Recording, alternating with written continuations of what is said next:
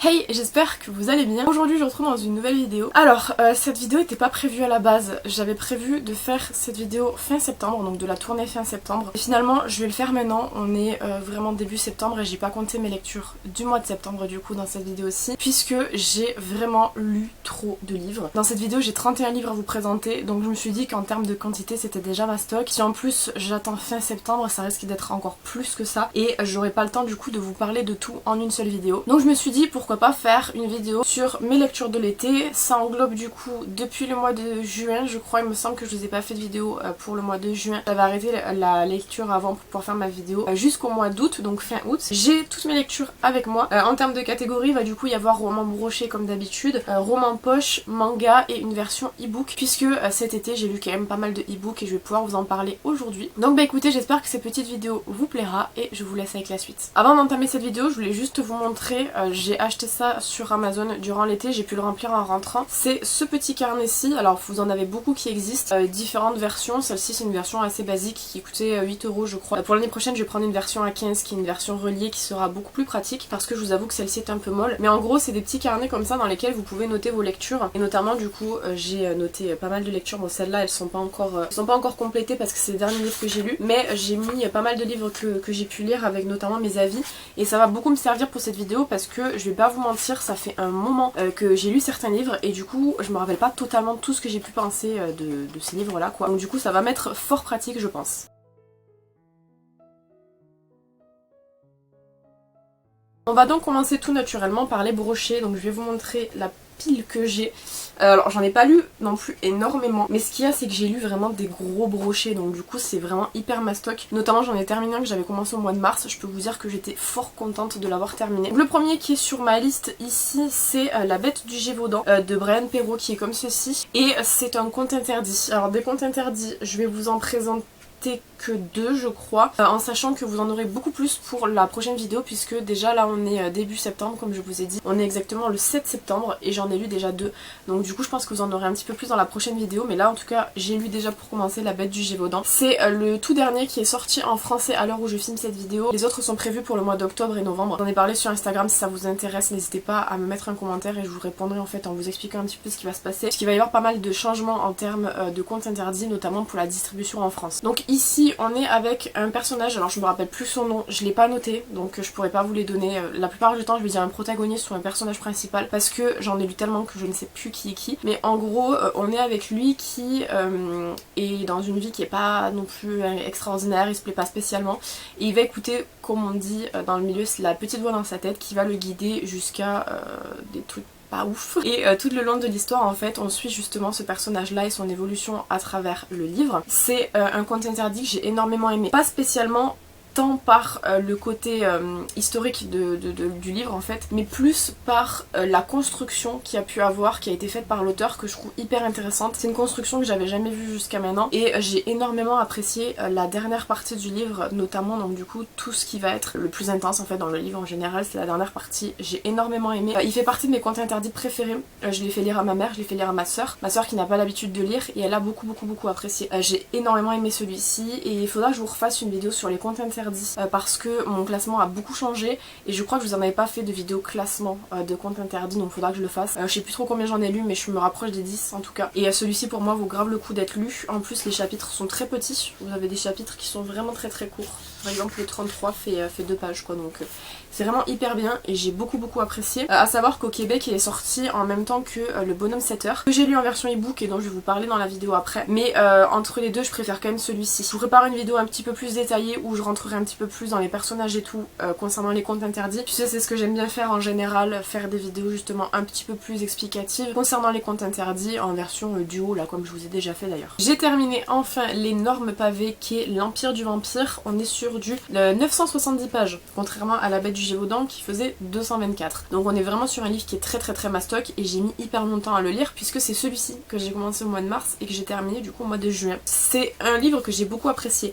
Donc en termes de l'histoire, livre, ça fait 27 ans que le jour ne se lève plus en fait et qu'on reste donc du coup dans la pénombre. Et on suit donc du coup Gabriel qui nous conte un petit peu ses histoires puisqu'il a été capturé par je ne sais plus trop qui et ils sont en train d'écrire un livre de ses récits et donc du coup il explique un petit peu tout ce qui s'est passé et tout. C'est un chasseur de vampires, donc du coup c'est ce petit monsieur là qui n'est pas si petit que ça et voilà, on suit un petit peu ses péripéties. J'ai beaucoup apprécié l'univers que j'ai trouvé hyper intéressant et je ne sais pas pourquoi tout le long du livre j'avais l'impression d'être avec Gérald de Rive, je ne sais pas pour quelle raison, mais en tout cas c'était l'impression que me donnait le personnage de Gabriel. Il rencontre énormément de personnes, il y a beaucoup d'aventures dans ce livre là. J'ai beaucoup aimé les petites illustrations, alors je vais vous en montrer une juste ici, à savoir que moi j'ai la version brochée, j'ai pas la version reliée, donc du coup j'ai des petits soucis d'impression qui sont pas ouf, notamment par exemple, je sais pas si vous allez pouvoir voir mais j'ai des saccades sur pas mal de dessins, mais c'est pas très grave parce qu'il reste quand même très joli et j'ai genre vraiment beaucoup aimé ce livre là. Le seul gros souci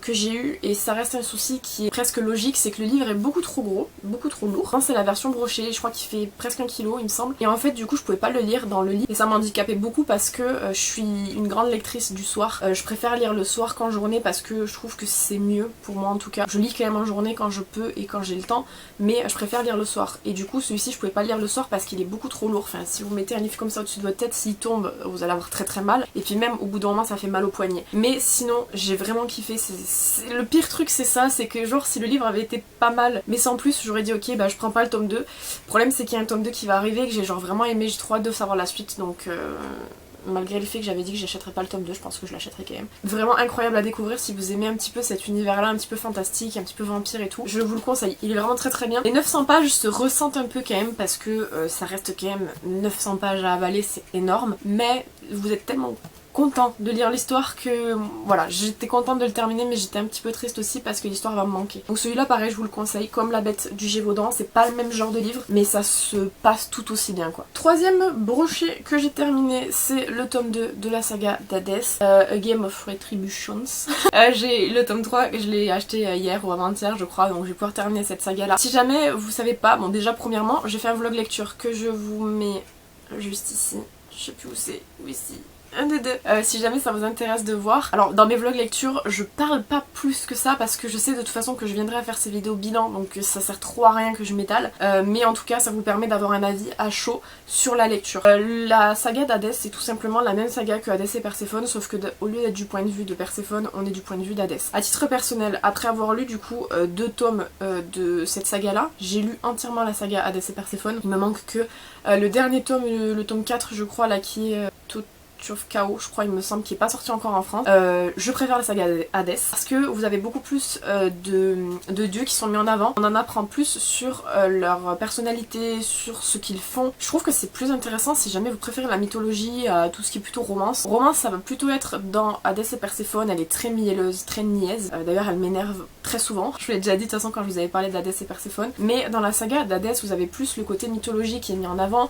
Vous apprenez un peu qui est qui, c'est hyper intéressant et j'aime vraiment beaucoup. Celui-ci m'a convaincu tout autant que le premier. J'ai bien aimé et je trouve en plus qu'ils sont beaucoup plus jolis que ceux de Hadès et Perséphone. Alors, ils sont jolis quand même, Hadès et Perséphone, je les trouve vraiment très sympa, mais je trouve que la saga d'Hadès c'est un petit peu plus stylé quand même. Et j'ai hyper hâte parce que, bon, pour celles et ceux qui ne savent pas, qui ne suivent pas en tout cas les sorties de l'autrice, etc., elle nous a fait un roman, version comme ça, sur Apollon, et vous en avez un sur Aphrodite aussi. Alors on va avoir pas mal de temps avant que ça arrive en France, hein, quand même, je préfère vous préciser. Déjà faudrait qu'on ait A Touch of Chaos parce que genre vraiment ça fait 1 an qu'on l'attend. Et après normalement Apollon devrait arriver parce que c'est sorti en 2023 donc aux États-Unis, donc normalement ça devrait pas tarder. Et par contre Aphrodite sera en 2024 aux États-Unis, donc on l'aura dans beaucoup trop longtemps. Mais en tout cas cette saga là est vraiment pas mal. Si vous préférez la mythologie, vaut mieux vous orienter vers celle-ci que Hadès et Perséphone. Je sais qu'il y a beaucoup de gens qui n'ont pas été fans de Hadès et Perséphone, ça a fait beaucoup trop de bruit. Il y a eu beaucoup trop de campagnes et de promotions en fait autour. Je peux comprendre, mais pour le coup Hadès c'est trop bien. Ensuite, on passe à un livre que j'ai pas du tout pris de notes dessus, mais ça devrait aller quand même parce que je l'ai lu, enfin j'ai lu le manga aussi. C'est Les Carnets de l'Apothicaire. Bon, pour celles et ceux qui ne savaient pas, Les Carnets de l'Apothicaire, du coup c'est un manga à la base qui va être adapté en animé fin de cette année-ci. J'ai trop hâte de voir ce que ça va donner. Qui parle en fait d'une jeune femme qui s'appelle Mao Mao, qui en fait à la base a été enlevée en fait par des personnes pas cool, et qui du coup l'envoie dans le palais impérial, je crois que c'est pour travailler. Et du coup comme c'est une apothicaire, elle connaît pas mal de choses en tout cas sur les plantes, intéressante sur les poisons, etc. Le manga, je l'avais énormément aimé. Je vous ai présenté les 4 tomes dans la dernière vidéo, je pense, parce que je les ai pas là. Et je sais que j'ai lu les 4 premiers tomes. Ils sont chez mes grands-parents, donc j'ai dû déjà vous les présenter. Et en fait, la version roman m'intéressait de ouf, parce qu'en fait, à la base, c'est un roman qui a été adapté en manga, qui va être adapté en animé. Et ce roman-là a été réédité chez Lumen, en version un petit peu plus adaptée au manga, du coup, avec Mao Mao. Et pareil que pour l'Empire du Vampire, vous avez des illustrations dedans qui sont absolument incroyables, vraiment magnifiques. Là, j'ai pas eu de soucis d'impression, il me semble en tout cas. Et j'ai beaucoup apprécié ma lecture. Alors, regardez Mao Mao comme elle est belle. Magnifique, cette dame est incroyable. Mao Mao, c'est un personnage que je trouve absolument trop cool. Parce qu'en fait, c'est une petite femme, comme vous voyez là, qui est vraiment toute petite, toute mignonne, mais qui a un tempérament absolument incroyable. J'ai adoré découvrir ces différentes histoires. À travers ce livre-là, vous découvrez les 8 premiers tomes du manga. Apparemment, de ce que j'ai pu discuter avec des gens, ça représenterait ça. Je peux pas vraiment vous confirmer parce que moi du coup j'ai lu que les 4 premiers tomes, mais apparemment ça irait jusque milieu du tome 8 il me semble. Si jamais vous passez par là et que vous avez lu les mangas, n'hésitez pas à confirmer dans les commentaires si jamais c'est le cas, mais je crois que c'est jusqu'au 8. Et du coup moi il y a une partie de l'histoire que je connaissais déjà. J'avoue que j'avais plus d'intérêt dans la partie que je ne connaissais pas, ce qui est normal je pense parce que vous découvrez vraiment l'univers, mais je me suis pas ennuyée quand même. Tout de même un livre qui était assez long, je sais pas vous dire combien, mais je vais vous le dire ça tout de suite. Plus de 600 pages, 636 je crois, magnifique. Et à la fin vous avez aussi des belles illustrations en couleur, c'est magnifique. Et du coup on devait, alors ça a été assez compliqué pour ce livre parce que on a vu un petit peu partout comme quoi il sortait le tome 2 à partir de juillet. C'était trop cool parce qu'en fait si on part du principe que le premier tome là contient les 8 premiers tomes du manga, ça voulait dire qu'on arrivait jusqu'au 16 normalement pour le tome 2. Le truc c'est que tout le monde a dit que ça sortait et tout, même moi je l'ai dit parce que du coup c'était l'information que j'avais, et en fait pas du tout. Lumen a expliqué que c'était des rumeurs qui circulaient et que malheureusement eux-mêmes ne savaient pas quand est-ce que sortirait le tome 2 puisque même au Japon il n'y a pas d'informations concernant ça. Donc on sait pas quand on aura le tome 2, mais évidemment quand il sortira je pense que je le prendrai. Jusqu'à maintenant j'ai pas avancé dans le manga, je me suis arrêtée au tome 4 et j'ai pas acheté la suite pour l'instant. J'aimerais la découvrir version roman, mais je pense que si c'est vraiment trop long j'achèterai les mangas parce que je les trouve quand même magnifiques. Genre vraiment je vous ai déjà présenté les mangas, vous les avez déjà vus, ils sont trop jolis. Donc ça a été une bonne découverte si jamais vous préférez du coup la version roman en général des histoires, au lieu de regarder, enfin au lieu de lire le manga vous pouvez acheter le roman du coup. Et sinon si jamais vous êtes assez patient vous pouvez attendre l'anime qui arrive à la fin de l'année du coup. Alors pour le dernier c'est assez particulier, je vais vous le présenter en format papier parce que je l'ai acheté depuis mais je l'ai lu en version e-book. C'est Belle Morte de Bella Higgins. Je l'ai lu en fait en version e-book cet été et j'ai tellement aimé que je me suis dit il me le faut absolument dans ma collection, donc je vais l'acheter. Je l'ai acheté en fait de seconde main et très cool parce que franchement je l'ai pas payé pour, enfin je l'ai pas eu pour cher. Il coûte 19 € à la base, puis comme elle le vendait 5 €, puis avec livraison ça faisait dans les 10-11 €, je sais plus trop, mais vraiment bon achat, je le voulais trop. C'est un livre qui traite de vampires, donc on est avec Rémi qui est la personnage principale de cette histoire là, qui du coup vit dans un monde où les vampires ne se cachent pas. C'est vraiment plus en fait des célébrités que tout le monde adulte, que tout le monde adore, mais elle les aime pas trop. Elle comprend pas en fait spécialement pourquoi on fait tout un speech autour d'eux en sachant que c'est littéralement des gens qui mangent du sang quoi. Et Rémi a sa petite sœur qui du coup est devenue donneuse dans l'académie Belle Morte. Il y a dans ce monde là justement pour éviter que les vampires ne partent un peu partout, des académies qui engagent des gens en tant que donneurs de sang, et en fait ils vont, ils vivent dans l'académie et puis quand un vampire a faim il va les voir, il leur dit j'ai fait un machin et ils donnent leur sang. Et en fait sa sœur Araignée elle fait ça, elle est donneuse et depuis un certain temps elle a plus trop de ses nouvelles, même plus du tout de ses nouvelles. Comme ça l'inquiète, elle décide du coup de se faire engager en tant que donneuse dans l'académie pour savoir ce qui s'est passé, pourquoi sa sœur ne répond plus. Et vous comprenez bien que sachant que Rémi n'aime pas vraiment les vampires, ça va pas spécialement trop bien se passer. J'ai beaucoup aimé l'univers. Alors si jamais je peux vous montrer, c'est un livre qui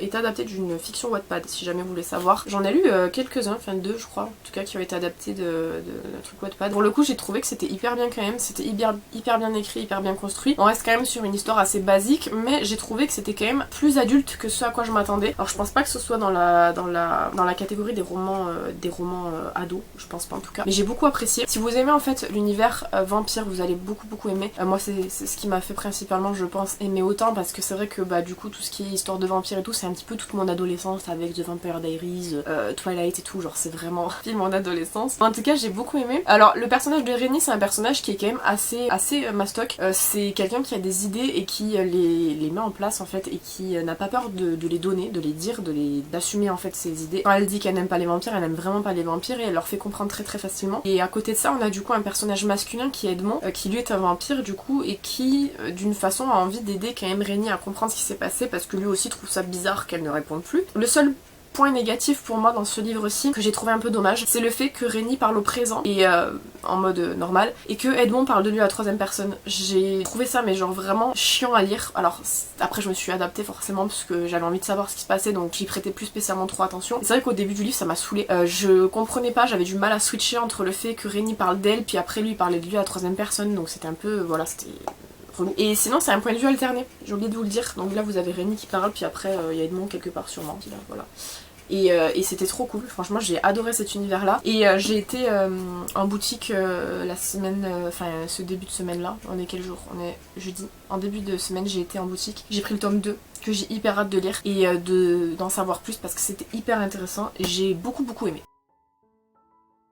On passe à la pile de livres poche. J'en ai lu, je sais plus combien, 6 je crois. 3, 6. 6 petits livres poche. C'est pas mal. C'est principalement ceux qui étaient dans ma pile à lire de l'été. J'ai pas terminé ma pile à lire de l'été. Il me reste un seul livre à lire je crois. Que j'ai pas encore lu actuellement. Je suis en train de lire...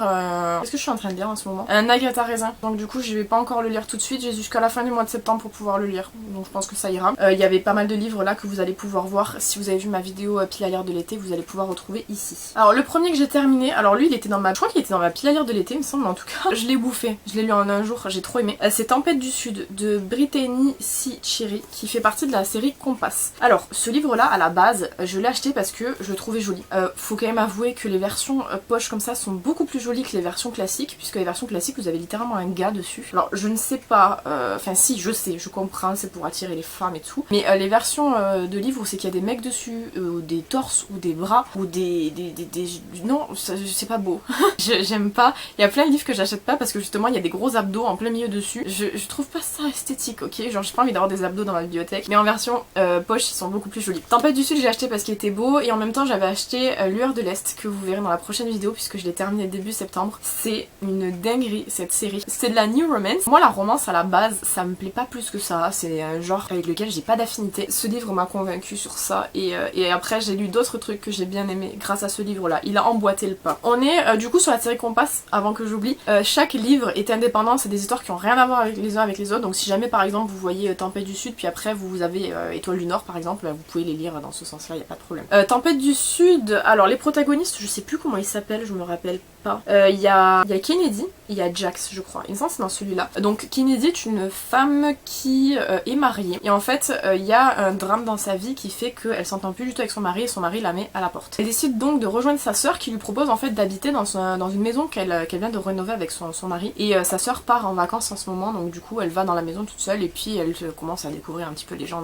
dans la ville et tout. Et il y a un peu on va dire le mouton noir de la ville, c'est Jax, genre c'est un peu le mec aigri et tout que personne n'aime, et puis quand elle fait sa rencontre elle se rend compte que c'est peut-être quelqu'un de cool, et il y a beaucoup de choses qui font que les deux personnages vont partager beaucoup de choses. Je vous en dis pas plus parce que c'est hyper intéressant à découvrir, et en gros c'est vraiment une romance qui est sur ça. J'ai beaucoup aimé. Alors déjà je trouve que bon ok la romance elle est hyper basique, c'est genre vraiment le truc voilà c'est classique, mais ce que j'ai beaucoup aimé c'est les histoires individuelles de chaque personnage parce que ils ont des histoires qui sont très intéressantes. C'est vraiment pas juste genre ils se voient, ils s'aiment, genre il y a tout un truc autour, des bulles autour des personnages qui sont très très cool à découvrir. C'est écrit de manière très très simple, c'est très fluide, c'est parfait à lire, genre comme moi je vous le dis tout le temps, je lis le soir et donc du coup souvent t'es fatigué puis comme c'est des phrases compliquées ça va pas. Là c'est des phrases qui sont très simples, très courtes, on va droit au but. J'ai beaucoup apprécié, j'ai trouvé que c'était très bien, et je pense que ça correspond autant pour les amateurs de romance que pour les gens qui sont pas trop romance, parce que c'était mon cas et du coup moi j'ai bien aimé. Par contre je ne sais pas pourquoi ces livres sont hyper chiants à trouver maintenant. Moi quand j'avais acheté c'était genre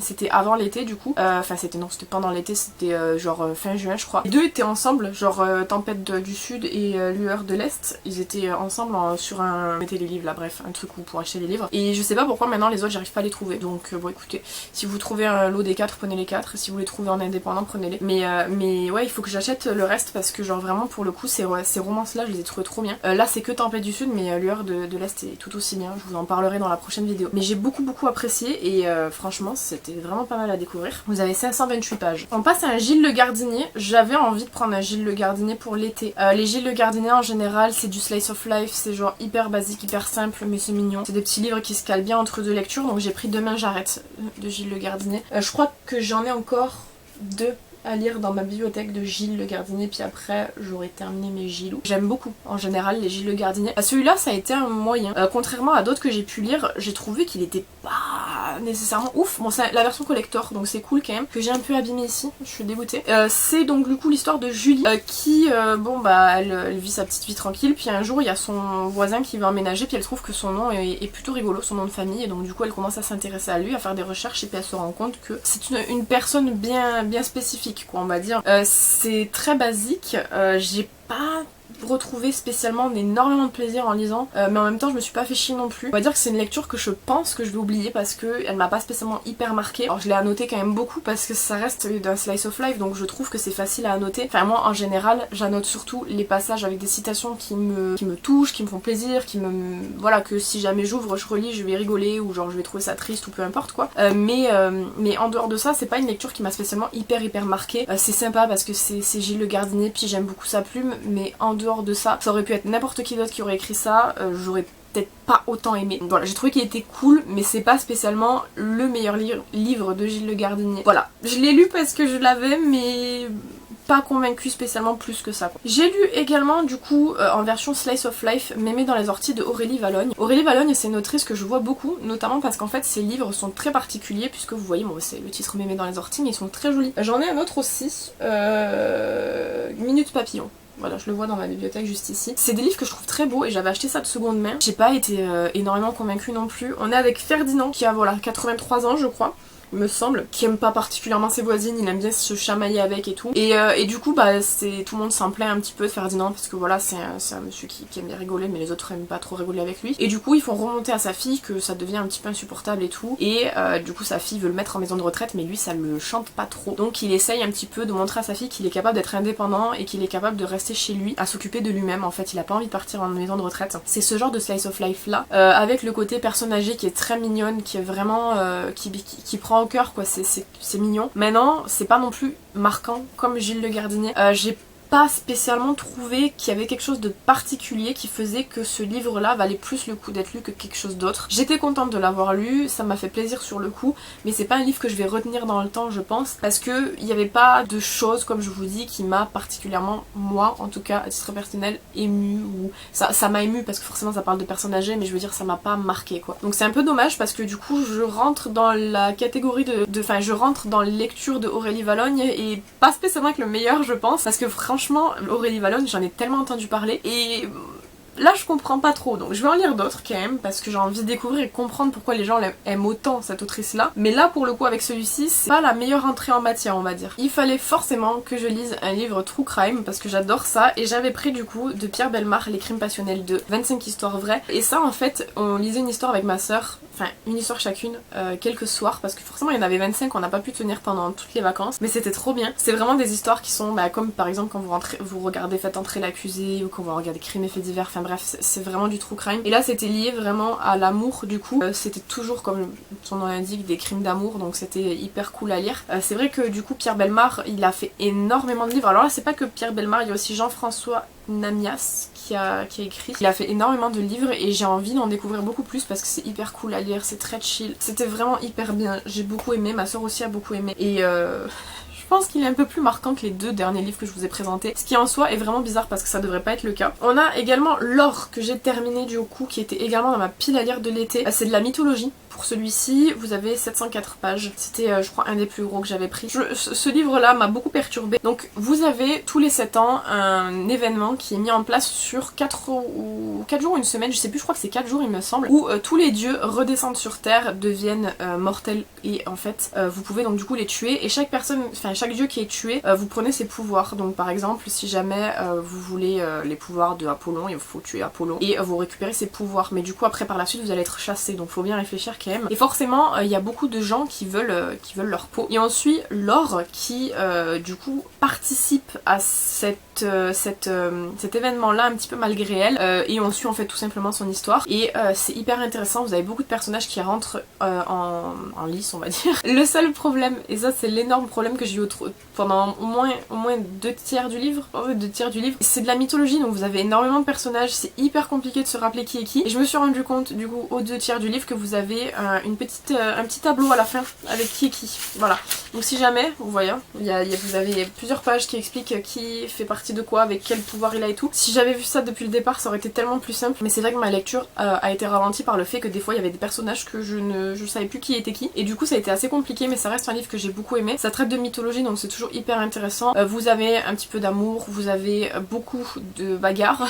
Et Laure est un personnage qui est pareil que Rainy, qui sait ce qu'elle veut, qui est vraiment hyper investie dans ce qu'elle fait. Et c'est hyper agréable à lire. Vous avez aussi du coup beaucoup d'autres personnages autour qui gravitent, notamment Castor qui est un personnage très important que j'ai beaucoup aimé aussi. Et du coup voilà, c'était une bonne lecture, mais c'est vrai que j'aurais aimé savoir dès le départ qu'il y avait un lexique à la fin qui m'explique qui est qui, parce que c'était sinon trop difficile de savoir. Mais c'était une bonne lecture quand même. On termine les poches par Comme toi de Lisa Jewell. Comme ça, il fallait forcément que je prenne un thriller avec moi. Je l'ai lu alors le dernier jour au moment de partir et je l'ai terminé quand je suis arrivée chez moi. C'est un thriller assez basique avec du coup une maman qui a sa fille qui disparaît, donc sa fille de 15 ans disparaît. Personne ne sait ce qui s'est passé et puis 10 ans plus tard, elle rencontre un homme dans une boulangerie, pâtisserie ou je sais plus trop quoi. Et du coup elle commence à se lier d'amitié avec cet homme là qui lui présente un petit peu plus tard sa fille de 5 ans qui ressemble étonnamment à sa fille à elle disparue. Donc il y a quelque chose qui s'est passé quoi. J'ai beaucoup aimé, j'ai trouvé l'histoire très intéressante. C'est vraiment une histoire qui m'a beaucoup intéressée, j'avais envie de savoir ce qui se passait. Même si au tout départ du livre je trouvais que c'était un petit peu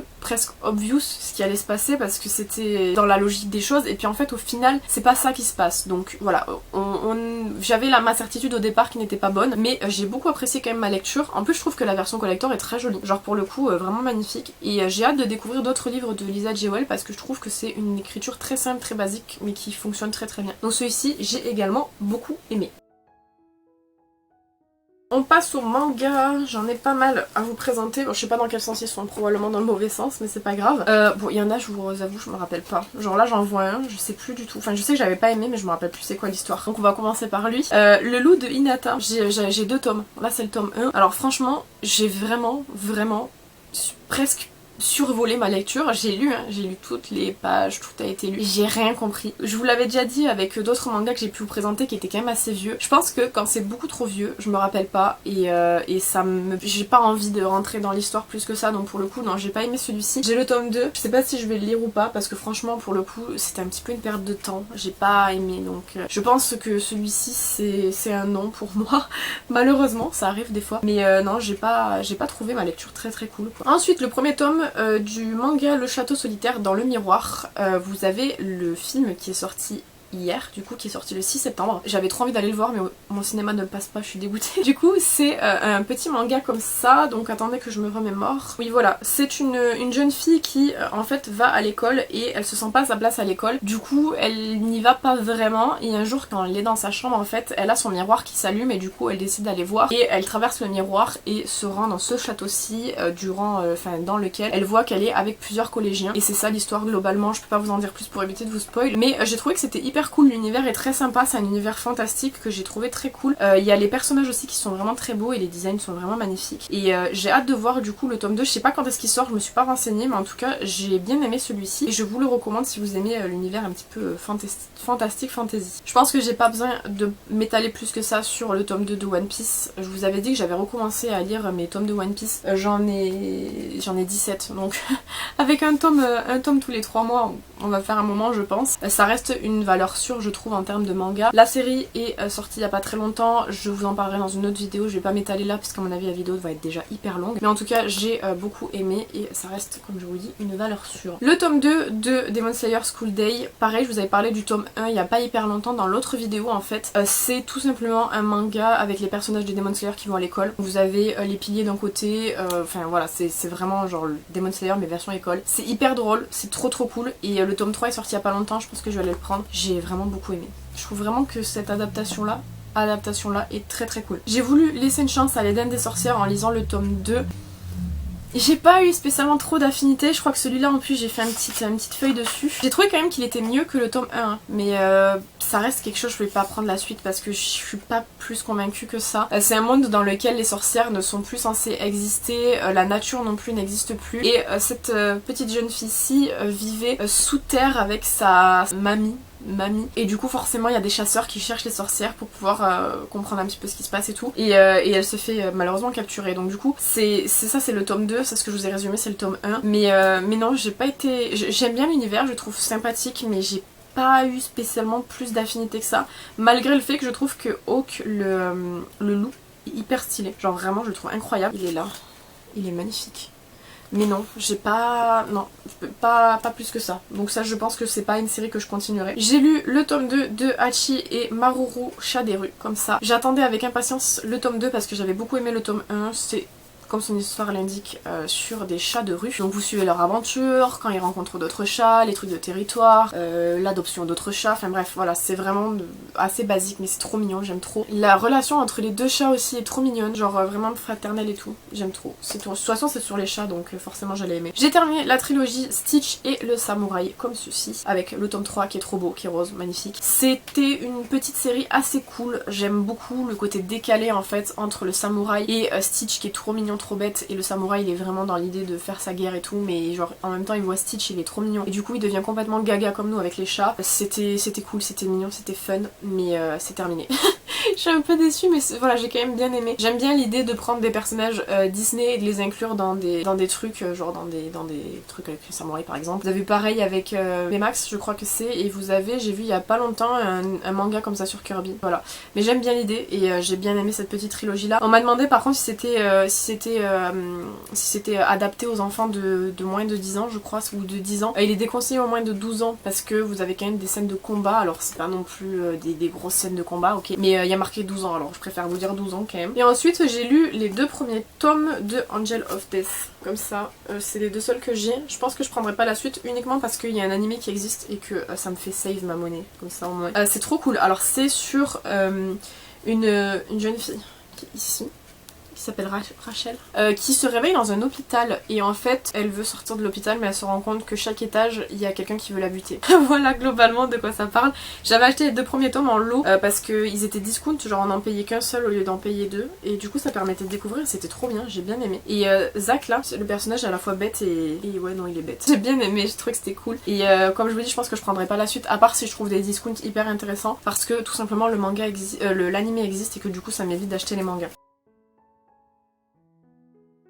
Et on termine avec la catégorie e-books. Alors j'ai pris vraiment mon carnet parce que j'ai lu toute la série Cobaye et chaque livre est différent mais avec la même histoire et du coup il fallait vraiment que j'ai des notes parce que chaque personnage est différent. Donc je vais faire dans l'ordre de mon carnet, je vais essayer de faire d'abord toutes les cobayes parce que sinon ça risque d'être compliqué. Donc la série Cobaye, je vais vous donner l'histoire globale maintenant, comme ça m'évitera de répéter pour chaque personnage. Vous avez donc du coup dans le mot cobaye des lettres et chaque lettre correspond à un personnage. Cédric, Olivier, Benoît, Anita, Yannick, Elliot et Sarah et Sid. Chaque lettre, du coup chaque personnage correspond à un livre, à part Sarah et Sid qui sont ensemble parce que c'est comme ça. Et du coup ces personnages là vont postuler à une annonce pour devenir testeurs d'un médicament, d'une injection plutôt, sauf qu'ils se rendent pas compte qu'ils sont cobayes pour une expérience qui est bien plus complexe que ça. Et du coup on suit dans chaque livre le ressenti de chaque personnage. Donc je vais commencer avec Cédric. C'est des livres d'horreur déjà, je le mentionne. C'est des livres d'horreur, donc du coup si jamais vous aimez pas trop ça, vous allez pas kiffer plus que ça. Pour le premier tome, donc du coup c'est Cédric, moi je l'ai lu dans cet ordre là, mais apparemment vous pouvez lire dans n'importe quel sens, je ne sais pas, moi je l'ai lu dans le sens du mot cobaye et c'était très très bien comme ça. Vous avez des petits trèfles entre personnages aussi qui sont hyper cool. Pour Cédric du coup c'était mon entrée en matière en fait un petit peu parce que c'était le premier tome que j'ai lu. Je m'attendais pas vraiment à ça, je m'attendais à quelque chose de plus gore. Faut avouer qu'en fait chaque tome a vraiment sa particularité et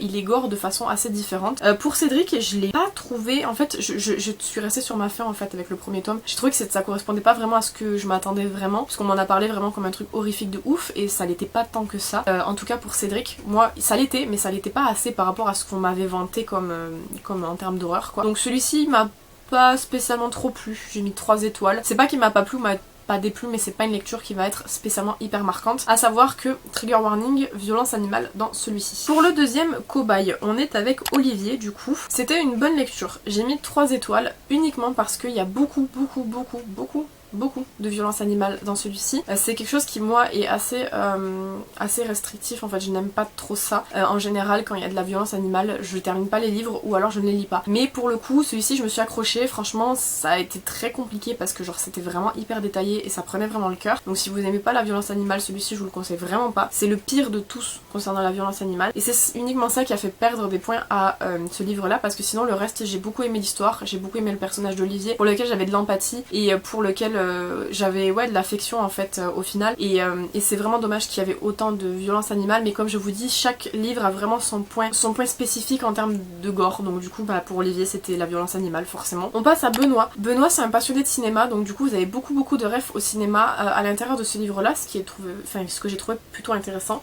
Je lui ai mis 4 étoiles et on voit vraiment en fait le personnage en déclinaison complète tout le long du livre et c'était trop cool de voir ça de cette façon là. La fin m'a beaucoup surprise mais en même temps elle était hyper cool. J'ai bien aimé celui-ci même si c'est pas mon préféré. Voilà, j'ai beaucoup aimé notamment du coup les petites refs au cinéma que j'ai trouvé très cool. On passe à Anita qui est un de mes préférés qui parle du coup d'anorexie, donc trigger warning, non c'est pas anorexie c'est boulimie pardon, donc trigger warning je sais plus comment on dit, donc attention à ça si vous êtes sensible. Je lui ai mis 5 étoiles, j'ai trouvé que c'était trop bien. Anita c'est vraiment le personnage passe de rien du tout à tout et c'était trop intéressant, j'ai beaucoup apprécié celui-ci parce qu'il correspondait vraiment à tout ce que j'avais envie de voir dans cette série là. J'ai beaucoup aimé, la fin est incroyable, genre c'est mon préféré. Ensuite pour Yannick j'ai mis 3 étoiles parce que c'est un personnage auquel je me suis pas attachée, je le trouvais un peu chiant, il était pas hyper intéressant. Yannick c'est quelqu'un de très gentil qui a vraiment le cœur sur la main, qui est gentil avec tout le monde, qui c'est pas grave si on lui crache dessus, il s'en fout, tant que lui est gentil avec les autres il est sûr que genre ça va lui apporter quelque chose, donc c'est un personnage qui était pas intéressant, même si son évolution était hyper intéressante. Le personnage en soi j'ai pas eu spécialement d'affinité avec, genre j'ai pas trouvé que c'était un personnage intéressant quoi tout simplement, donc c'est pour ça que j'ai mis que 3 étoiles. Après c'est sûr que l'évolution est très cool mais j'ai pas eu spécialement d'affinité avec le personnage de base. Elliot fait également partie de mes préférés, j'ai mis 5 étoiles et j'ai genre vraiment beaucoup aimé puisque Elliot est tout simplement un tueur en série et donc du coup forcément l'évolution est très différente de tous les autres qu'on va pouvoir avoir. C'est mon évolution préférée avec celle de Anita parce que c'est celle qui diffère vraiment de toutes les autres, même si elles sont toutes très différentes. Si jamais vous avez lu la saga Cobaye ou si vous allez la lire, vous allez comprendre de quoi je parle, mais en tout cas vraiment pour le coup Elliot a une évolution très particulière et j'ai énormément apprécié ça. Il est très gore mais pour moi c'est un des meilleurs tomes à lire. Si jamais vous deviez en lire que 2, ce qui serait un peu dommage, lisez Anita et Elliot, c'est mes préférés. Et on termine avec Sarah et Sid, enfin non on termine pas parce qu'il y a le chapitre final, mais pour Sarah et Sid j'ai trouvé que c'était cool d'intégrer 2 personnages en même temps parce que du coup vous avez un point de vue alterné sur une même expérience avec du coup 2 personnages qui sont censés être ensemble dans l'expérience quoi. Donc on voit vraiment la différence entre les deux et c'est hyper intéressant. J'ai mis que 4 étoiles parce que j'ai pas non plus spécialement de coup de cœur pour l'histoire ou pour les personnages, mais j'ai trouvé quand même ça intéressant d'inclure 2 personnages en même temps et de voir leur évolution simultanée concernant en fait cette expérience-ci. Mais voilà, il me manquait peut-être quelque chose. Et pour terminer avec le chapitre final, et on en aura fini avec Cobaye, c'est un chapitre qui dure 19 pages, c'est très court, mais ça clôture bien en fait finalement l'expérience, on en apprend un petit peu plus sur le pourquoi du comment, et même si je m'attendais à avoir peut-être plus de choses dans le chapitre final, au final ça suffisait, c'était genre les pièces qui manquaient du puzzle qui vous étaient offertes du coup sur un petit plateau, donc voilà, c'était sympathique de clôturer avec ça, mais j'ai pas eu spécialement de coup de cœur non plus sur ce chapitre final. Ensuite bon j'ai lu Belle Morte que je vous ai présenté en début de vidéo, évidemment je vais pas revenir dessus, je l'ai acheté comme je vous dis parce que je l'avais beaucoup aimé. Pour Le Bonhomme 7 heures qui est le deuxième conte interdit que j'ai lu du coup dans cette sélection de petits livres là, j'ai mis 3 étoiles. Alors on a un vieux monsieur qui vit avec son teckel et il y a des gens qui viennent habiter proche de chez lui, voilà, des nouveaux voisins, et quand il essaye en fait de s'intégrer un petit peu et de parler avec eux, il se rend compte que eux n'ont pas spécialement trop envie de discuter et l'envoie un peu chier, donc du coup il décide entre guillemets de se venger puisque c'est un gardien du temps. Alors ce que j'ai trouvé hyper dommage, je viendrai plus à expliquer je pense dans la vidéo comme je vous dis des contes interdits spécialement sur ça parce que ce sera plus intéressant. Ce que j'ai trouvé dommage c'est que j'ai ressenti que l'auteur était vraiment sur la réserve. Ivan Godbout a eu beaucoup de problèmes, je vais pas rentrer dans les détails parce que c'est quelque chose qui l'énerve quand on en parle et je peux comprendre, mais il a eu beaucoup de problèmes et du coup on sent qu'il est sur la réserve aujourd'hui quand il écrit. C'est pour ça qu'il a mis fin à sa carrière d'écrivain du coup récemment, du coup cet été, ce que je trouve très dommage, et pour le coup ça se ressent qu'il a du mal à aller au bout de ce qu'il veut et à vraiment se lâcher, on va dire, dans ce qu'il a envie d'écrire. Un livre qui était très soft par rapport aux contes interdits, enfin je veux dire les contes interdits, on est quand même sur une série qui est très connue pour sa violence, qui est très connue pour son côté gore, qui est très connue pour le fait de franchir les limites de l'écriture et justement d'aller à l'opposé de ce qu'on peut voir aujourd'hui en termes d'écriture. Là on sentait vraiment que, voilà, il a joué en fait sur les déformations physiques, sur vraiment l'angoisse de voir des choses qui grossissent, qui rétrécissent, qui se déforment et tout, la distorsion physique. Il a beaucoup joué sur ça, mais au final c'était pas ce à quoi je m'attendais, et même si l'histoire de fond était très très cool, ça suffisait pas en fait. J'avais l'impression que c'était pas ce qu'il voulait faire en fait. Genre j'ai vraiment eu du mal avec celui-ci et je trouve ça mais terriblement dommage. J'en reparlerai comme je vous dis dans la vidéo spéciale, mais pour le coup je suis passée complètement à côté de la lecture et j'ai pas passé un bon moment quoi. J'ai pas passé un mauvais moment parce que je l'ai terminé. En général quand je passe un mauvais moment on bloque, c'est fini, ciao. Je m'attendais à peut-être plus et j'ai pas eu ce plus là qui fait que c'est une lecture marquante. Et c'est trop dommage. Et le dernier livre que je vais vous présenter, c'est un e-book aussi. Mais faut que je retrouve la page, surtout. Elle est là. C'est un e-book que je cherche en physique parce que je l'ai beaucoup aimé. C'est du coup Hooked de Emily, de cette dame-ci que je vous mets à l'écran.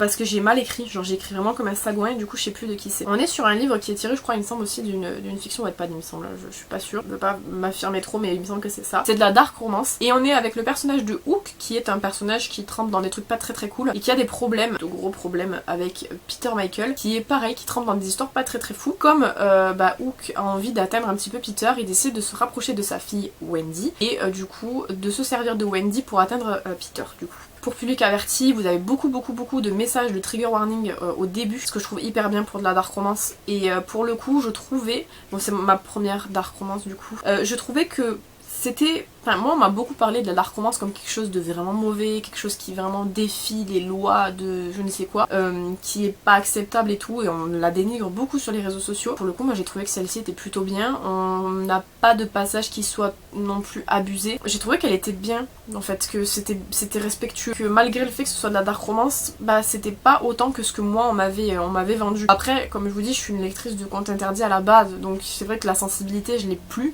Du coup, après avoir lu les contes interdits, vous avez beaucoup de sensibilité qui s'en va, mais ça m'a pas spécialement outré. J'ai beaucoup aimé en fait l'histoire de fond. C'est une réécriture de Peter Pan. Je l'ai pas dit, mais c'est une réécriture de Peter Pan avec vraiment Wendy, Peter, machin. Mais ouais, j'ai trouvé que c'était ok en fait. Et j'ai beaucoup aimé l'histoire. J'ai trouvé que les personnages étaient cool, étaient bien, avaient chacun une personnalité qui était bien différente, bien distincte et qui en même temps ne piétinait pas l'autre en fait. Vous aviez vraiment une même échelle et genre l'histoire était bien. C'est une histoire dont on va vous le dire, hein, c'est de cartel, de gang, de tout ça, en rapport avec de la drogue et de la poussière de fée ou je ne sais plus quoi. C'est ce à quoi je m'attendais en fait au final, et pas autant que ce qu'on a pu voir sur les réseaux sociaux. Alors après c'est la première dark romance que je lis, peut-être c'est une dark romance soft, je sais pas du tout, mais en tout cas j'ai bien aimé. J'ai trouvé que l'histoire était cool, c'était intéressant et je me suis pas ennuyée et j'ai beaucoup aimé. Comme je vous dis, celui-là je le cherche en physique. J'ai hâte de découvrir parce qu'il y en a d'autres qui sont sortis aux États-Unis, pas encore en France mais aux États-Unis, et j'ai hâte du coup de redécouvrir en fait les nouveaux retellings qui vont sortir parce que j'aime beaucoup les retellings. Bon, le plan a peut-être un peu bougé, il a fallu que je change ma batterie parce que j'ai trop parlé et du coup je n'avais plus de batterie, mais je vous ai tout présenté. Comme vous pouvez le voir, la vidéo dure vraiment très longtemps, donc heureusement que je l'ai fait maintenant parce que sinon elle aurait duré